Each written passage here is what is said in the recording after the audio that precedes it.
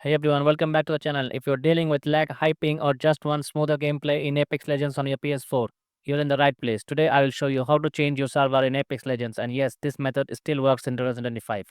Let's jump into it. First things first, launch Apex Legends on your PS4. Now here's the important part. Don't rush into the main menu. You want to stop at the initial launch screen. That's the one you see before the main menu loads up, right when the game first boots up.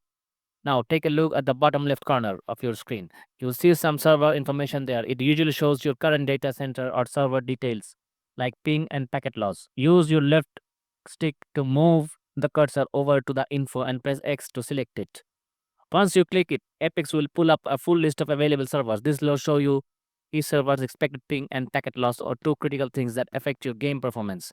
Here's the pro tip. Always try to pick a server with the lowest ping and 0% packet loss. That's going to give you the best connection and smoothest gameplay possible.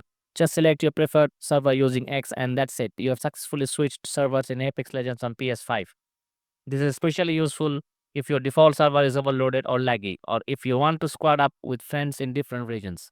Alright, that's all for your today's quick fix. If this helped you out, smash that like button and don't forget to subscribe for more tech tips and gaming trips every week. Catch you in the next one.